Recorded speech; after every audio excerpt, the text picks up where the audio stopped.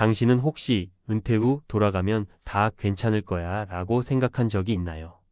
해외에서 수십 년을 일하며 모은 돈, 한국에 돌아가면 여유롭게 쓸 수 있을 거라 믿었던 그 돈이 어느새 바닥을 보이기 시작한다면 어떤 기분일까요? 오늘은 은퇴 후 귀국 3년 만에 통장이 말라버린 한 60대 남성의 이야기를 통해 우리가 간과하기 쉬운 은퇴 후의 재정, 심리, 사회적 함정을 함께 들여다보겠습니다. 김정호 씨 올해 64입니다. 미국 시애틀에서 30년 가까이 IT 업계에서 근무하다 3년 전 귀국했습니다. 그에게 한국은 언제나 마음속 고향이었고 은퇴 후엔 한적한 곳에서 가족과 평온하게 살고 싶다는 꿈을 오랫동안 품어왔습니다. 퇴직금과 연금, 그리고 집을 팔아 마련한 12억 원이 그의 든든한 노후 자금이었습니다. 그런데 3년이 지난 지금 통장에 남은 돈은 1억 원 남짓. 이유가 뭘까요? 첫 번째 문제는 귀국 초기의 소비 착각이었습니다. 처음 6개월 김 씨는 한국 물가가 비싸다는 걸 알면서도 해외 생활의 감각을 그대로 유지했습니다. 새 아파트를 전세로 얻고 가전제품을 최신형으로 교체했습니다. 또 오랜만에 만난 친구들과의 식사와 골프 모임, 가족 여행이 잦았습니다. 미국 시절의 달러 감각으로는 크게 느껴지지 않았지만 원화로 환산하면 매달 700만 원 이상이 나갔습니다. 김 씨는 은퇴했으니 이제는 누려야지라는 마음으로 지출을 합리화했지만 실제로는 은퇴 후 초기 소비 과잉에 빠진 전형적인 패턴이었습니다. 두 번째 문제는 예상보다 부족한 수입 구조였습니다. 미국 연금과 개인연금이 매달 250만 원 정도 들어왔지만 생활비로는 턱없이 부족했습니다. 한국에서는 건강보험료, 관리비, 자동차 유지비, 경조사비 등 미국과는 다른 형태의 지출이 늘었습니다. 특히 건강보험료는 귀국 후 지역 가입자로 전환되면서 월 40만 원 이상이 부과됐습니다. 김 씨는 미국에선 의료보험이 비쌌지만 회사가 부담했지 한국에서도 이 정도일 줄은 몰랐다고 털어놨습니다. 세 번째 문제는 사회적 관계의 재정적 압박이었습니다. 귀국하자마자 그는 고향 친구들과 다시 연결됐습니다. 40년 만의 재회는 반가웠지만 곧 부담이 되기 시작했습니다. 회식, 여행, 골프 등 모임의 빈도가 많았고 누가 계산을 하느냐에 따라 미묘한 경쟁도 생겼습니다.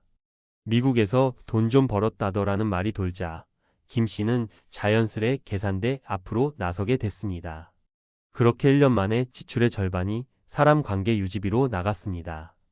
그는 나중에 이렇게 말했습니다. 돈보다 힘들었던 건 내가 예전에 나로 살려고 했다는 거예요. 은퇴했으면 나도 바뀌어야 하는데 그걸 인정하지 못했어요. 네 번째 문제는 심리적 공허감이 만든 소비였습니다. 시애틀에 있을 때는 일과 동료가 그의 정체성이었습니다. 하지만 한국에 돌아온 뒤엔 매일이 공백 같았습니다. 아침에 일어나도 할 일이 없고 저녁엔 혼자 술 한 잔으로 하루를 마무리했습니다. 외로움은 지출로 위로받았습니다. 온라인 쇼핑, 가전교체, 소소한 취미 투자 등 작은 보상이 반복되면서 돈이 빠져나가는 속도는 더 빨라졌습니다.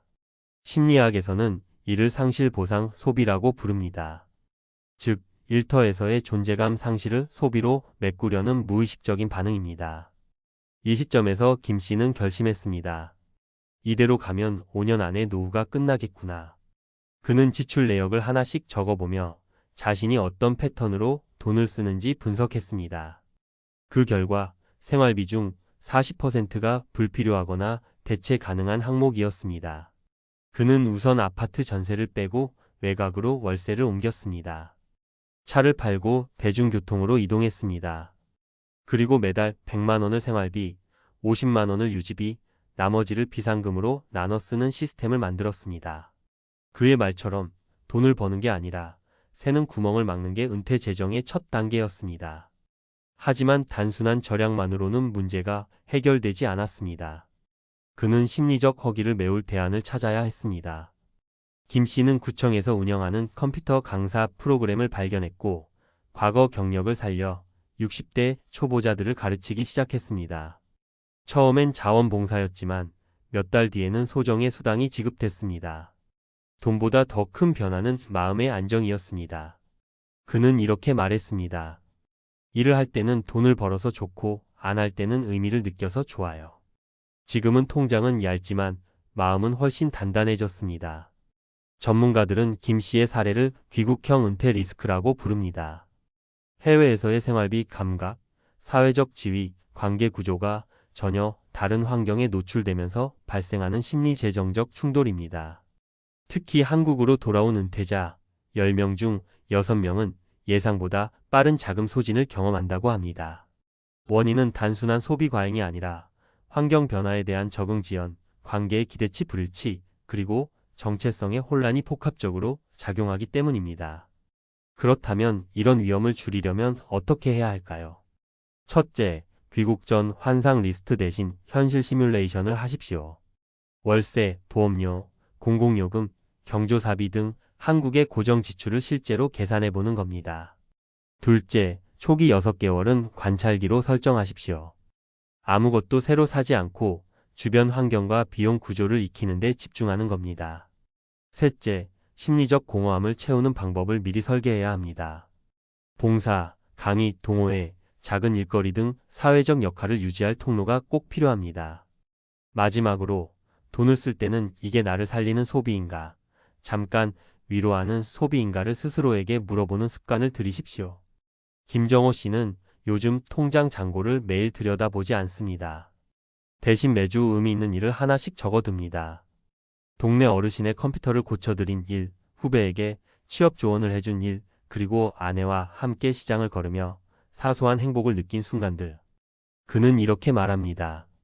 통장은 말랐지만 마음의 통장은 다시 채워지고 있어요. 그리고 그게 진짜 노후 자산 아닐까요? 은퇴 후의 삶은 돈의 크기보다 속도의 문제입니다. 얼마나 오래 버티느냐가 아니라 얼마나 천천히 의미 있게 살아가느냐의 싸움이죠.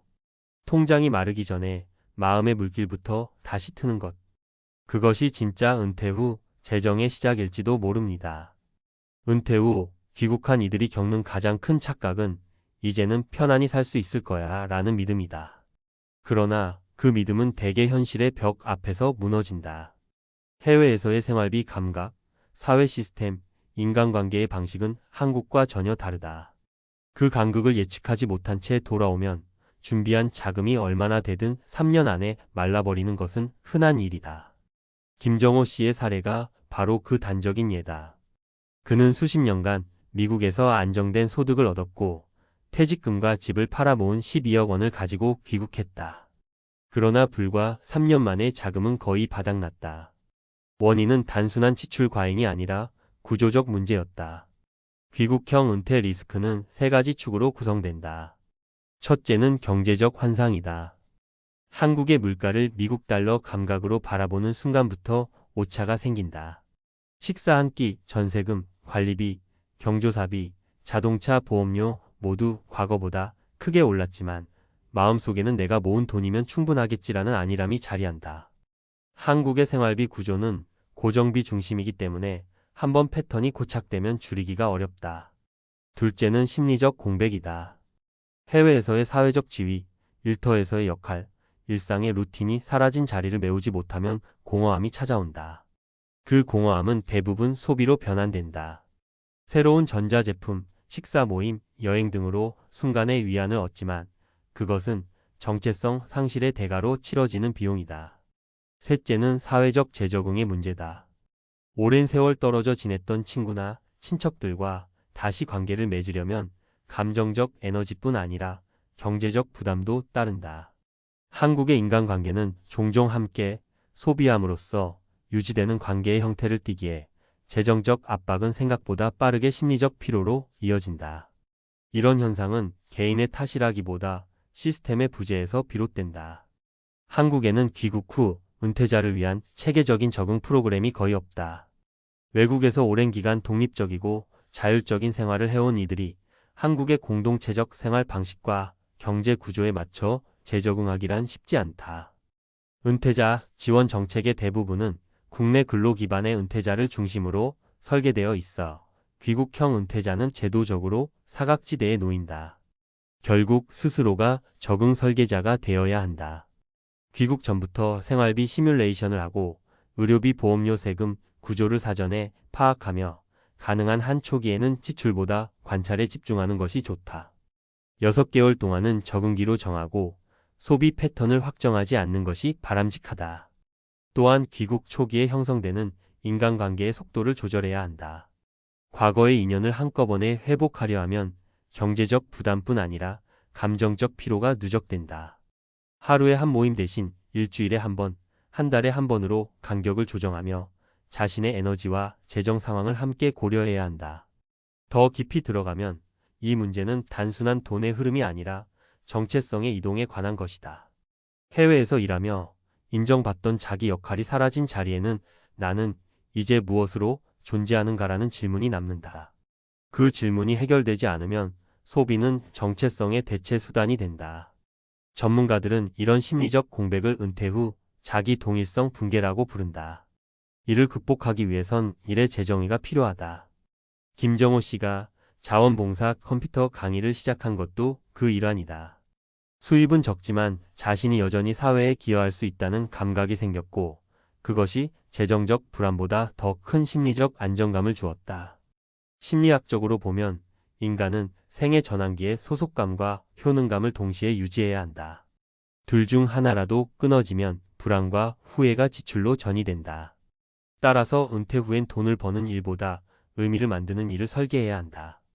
의미가 유지되면 지출은 자연스럽게 줄어든다. 또 한 가지 중요한 포인트는 소비의 재정이다. 귀국형 은퇴자들이 자주 범하는 오류는 소비를 여전히 사회적 신분의 언어로 받아들인다는 점이다. 오랜 해외 생활을 통해 쌓은 경제적 여유가 내가 여전히 성공적인 사람이라는 증거처럼 작용한다. 그러나 은퇴 이후 소비는 생존의 수단이 아니라 정체성의 표현이 된다. 어떤 소비가 나를 더 자유롭게 만드는가, 어떤 소비가 나를 묶어두는가를 구분할 수 있어야 한다. 소비를 단절하는 것이 아니라 방향을 전환하는 것이다. 예를 들어 누군가에게 점심을 사주는 대신 지역 사회 강좌를 수강하거나 취미를 통해 새로운 인간관계를 맺는데 돈을 쓰는 것이 훨씬 생산적이다. 돈은 줄었지만 삶의 밀도는 높아지는 소비 구조가 바로 은퇴기의 건강한 재정 모델이다. 김 씨가 통장을 매일 들여다보던 시절엔 숫자만 줄었지만 요즘은 마음속 잔고가 늘고 있다. 그는 매주 내가 의미 있게 보낸 하루를 기록한다. 동네 어르신에게 컴퓨터를 가르쳐드린 날, 아내와 저녁 시장을 걸으며 웃은 날, 후배에게 조언을 건넨 날. 이 작은 기록들이 그에게 돈 대신 기억으로 쌓이는 자산을 남겼다. 이런 자산은 통장에는 찍히지 않지만 삶을 지속시키는 진짜 원천이다. 결국 은퇴 후 재정의 핵심은 속도다. 돈을 얼마나 많이 갖고 있느냐보다 얼마나 천천히 쓰며 얼마나 의미 있게 버티느냐가 중요하다. 빠른 소비는 과거의 삶을 붙잡으려는 몸부림이지만 느린 소비는 현재의 자신을 수용하는 지혜다. 귀국형 은퇴자에게 필요한 건 절약이 아니라 재구조화다. 일상과 관계, 소비의 구조를 새롭게 설계하는 순간 은퇴 후의 삶은 다시 안정된다. 경제적 위기는 결국 심리적 혼란의 거울이기 때문이다. 김정호 씨는 말한다. 예전엔 돈이 내 삶을 지탱해줬지만 지금은 의미가 내 삶을 지탱합니다. 이 말은 귀국형 은퇴자뿐 아니라 모든 은퇴자에게 던지는 메시지다. 통장이 말라간다고 해서 삶이 끝나는 것은 아니다. 오히려 그때부터 진짜 삶의 구조를 다시 짜야 한다. 돈이 삶의 중심일 때는 늘 불안하지만 의미가 중심이 되면 적은 돈으로도 평온할 수 있다. 은퇴 후의 생존은 결국 버는 사람에서 지키는 사람, 나아가 채우는 사람으로 변하는 과정이다. 그리고 그 변화의 출발점은 언제나 같다. 오늘 내가 진짜로 필요로 하는 것이 무엇인지를 묻는 것. 그 질문이 오래 버티는 노후의 첫 걸음이며 통장이 말라가도 마음의 수로는 다시 흐를 수 있는 이유다.